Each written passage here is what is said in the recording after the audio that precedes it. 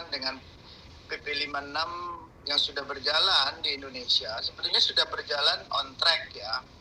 Memang tinggal perangkat-perangkatnya, dalam artian bahwa kesiapan kayak hari ini kan persiapan untuk pembangunan si database itu kan juga harus segera bisa dilakukan. Kalau database kita sudah ada dari pemerintah dibangun, itu untuk sinkronisasi penarikan akan jauh lebih baik lagi pasti dari sisi itu. Dan satu lagi, sosialisasi pemahaman kepada masyarakat juga harus terus berlanjut. Dan ini tidak bisa juga dilakukan hanya oleh pemerintah, harus stakeholder bersama-sama untuk bagaimana mensosialisasikan penarikan lagu di Indonesia mengenai performing right. Jadi aturan-aturannya sih udah berjalan dengan baik. Kalau ngomong sempurna ya masih dalam perjalanan ya, karena perangkat-perangkatnya, infrastrukturnya, baik infrastruktur aturan maupun infrastruktur benarnya bahwa itu dibutuhkan untuk diperbaiki di Indonesia. Tapi secara keseluruhan sudah berjalan ya Mas ya, berarti ya Mas ya, untuk ketentuan royalti. Sebetulnya pemahaman itu sudah ada di benak masyarakat pemakai karya-karya lagu untuk tujuan komersial, sudah jalan. Pemahaman itu sudah ada.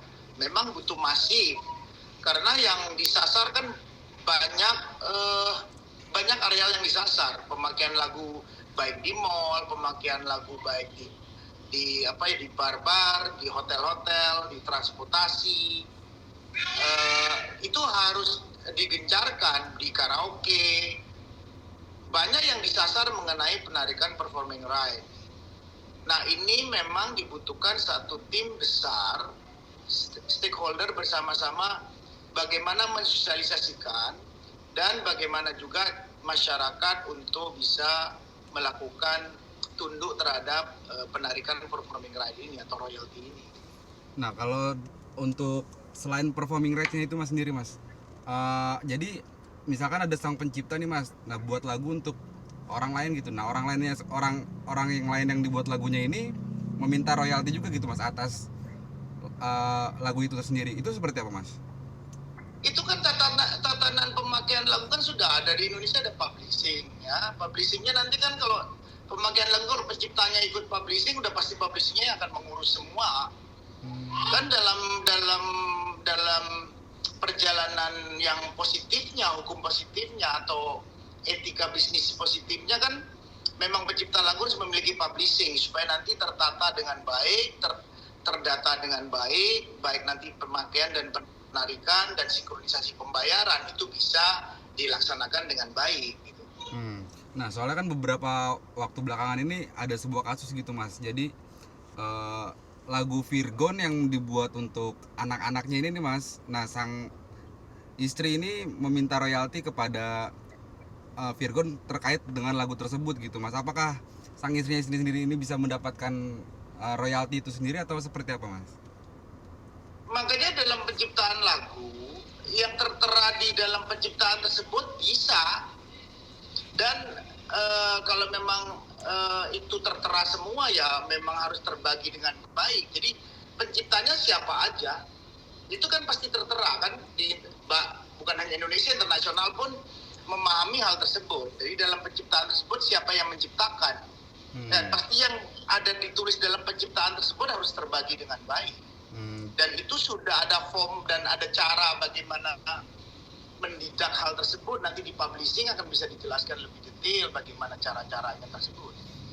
Berarti tetap dapat royalti gitu ya Mas ya, harusnya gitu ya Mas? Ya pastinya kalau memang itu ada di dalam penciptaan ya pastinya harus terbagi.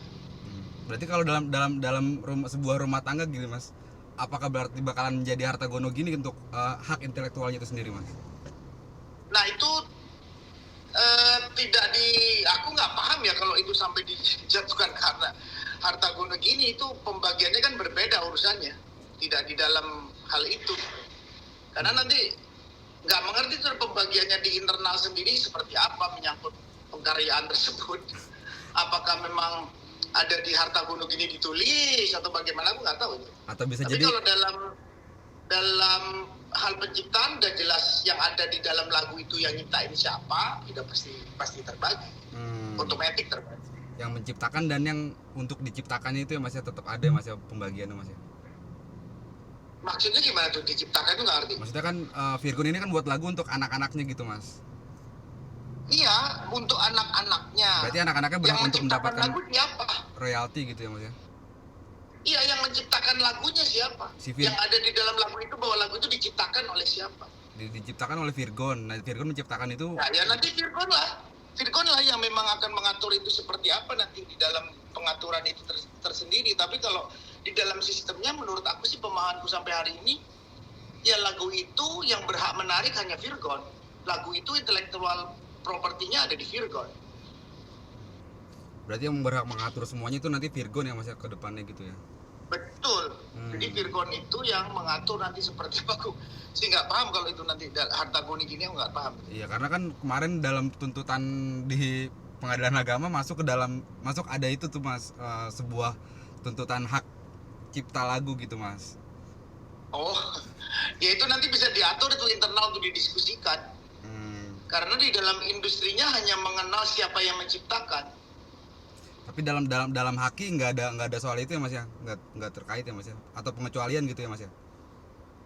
Nah itu nggak paham aku. Menurut aku sampai hari ini pemahamanku bahwa sepemahamanku itu yang bisa menarik dan punya hak terhadap karya tersebut adalah orang yang ada di dalam penciptaan tersebut.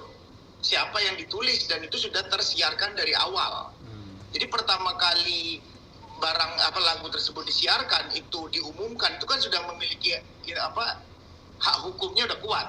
Karena Indonesia kan menganut sistem tersebut, pengumuman. Kalau diumumkan ke publik, orang semua akan tahu bahwa yang nyiptain adalah si A.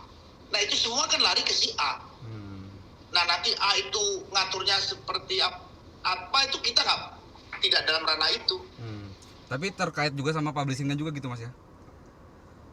Nah itu publishing juga taunya bahwa publishing akan alamatnya si yang tertera di dalam penciptaan tersebut, menurut aku ya. Jadi dari publishing ke pencipta, baru pencipta yang ngatur semuanya gitu ya Mas ya. Yang tertera di dalam penciptaan tersebut.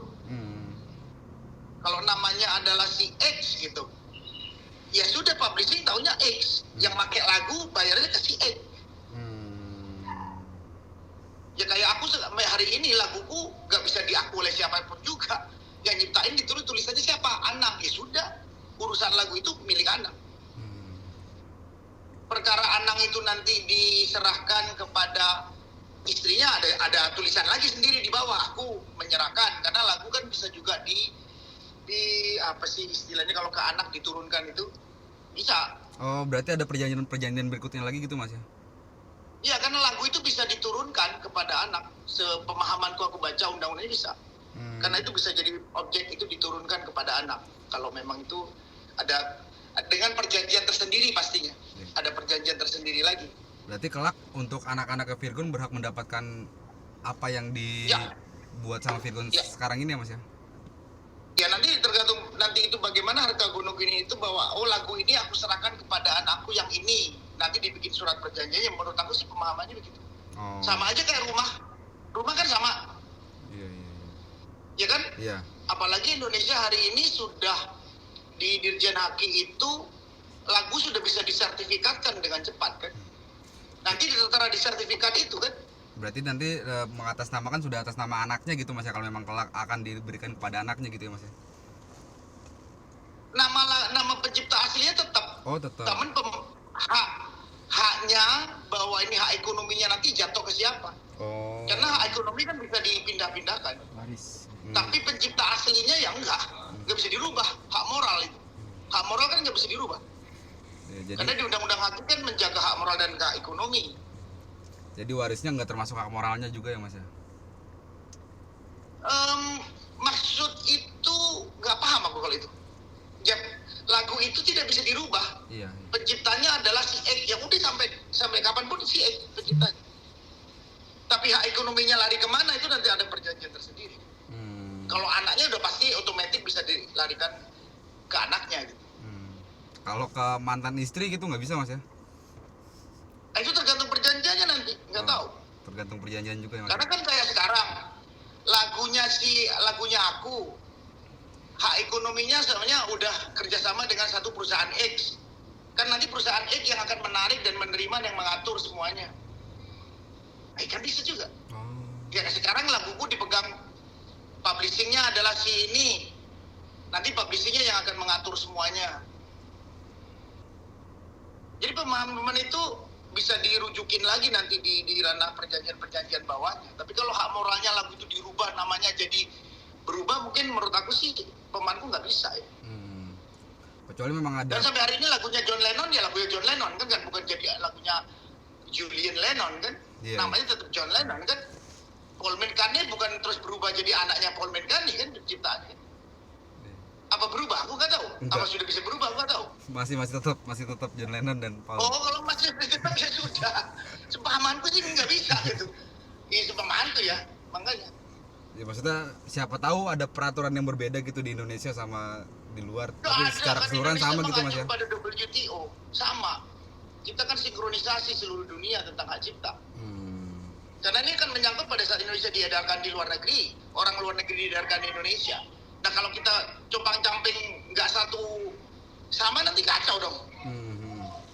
Oke, mungkin Mas terakhir apa sih Mas yang Mas Anang pengenin dari seorang musisi nih, Mas Anang dari seorang musisi untuk royalti, pembagian royalti ke depannya bagi para pencipta lagu gitu Mas? Ya harapannya memang segera bahwa semua perangkat-perangkat tentang data lagu Indonesia, database besarnya atau big data Indonesia kita segera punya. Habis itu kita punya satu sistem rujukan, bagaimana terus satu sistem bagaimana pembayaran, penarikan dan sinkronisasi supaya bisa ada. Kalau bisa juga ada tabulasinya. Kalau sampai ada begitu kan bagus. Lebih jelas ya Mas ya. Membaik artinya bahwa lagu itu bisa terjaga dengan baik. Karena kan kasihan pencipta lagu ngarang bulanan, ada yang tahunan. Kalau penciptaannya kan dinyanyiin orang untuk dapat duit, loh ciptanya dapat duitnya penciptanya. Tapi lagunya bisa ngasilin duit. Lagi kan benar kan? Lagunya bisa ngasilin duit. Penciptanya dapat duit kan? Harusnya ini kan dapat. harus segera dipahamin bersama. Makanya lagu yang dipakai untuk tujuan komersial itu harus digerakkan di Indonesia karena ini menyangkut intellectual property dan pendapatan seseorang. Dan itu kan di Undang-Undang Dasar kan harus dijaga itu. Bukan hanya Undang-Undang AGI, di Undang Dasar kita udah dijaga, dihormati. Termasuk cover-cover di YouTube juga ya Mas ya? Apa itu? Termasuk cover-cover di YouTube kayak gitu ya Mas? Nah itu ada lagi tuh, beda lagi tuh, nanti diaturnya nanti. Makanya kalau kita punya sistem yang bisa mengatur ini sedemikian rupa bagusnya, detailnya, mudahnya, itu semua kan tergambarkan dengan mudah. Jadi orang cover mau siapa aja kan sudah ada caranya. Ada caranya harus bagaimana melakukan hal tersebut supaya tidak menjadi pelanggaran hak cipta kan. Iya. Siap. Yap. Terima kasih banyak Mas Anang waktu dan penjelasannya. Oke, sama-sama. Sehat-sehat Mas Anang. Oke, sama-sama. Ya, assalamualaikum. Salam.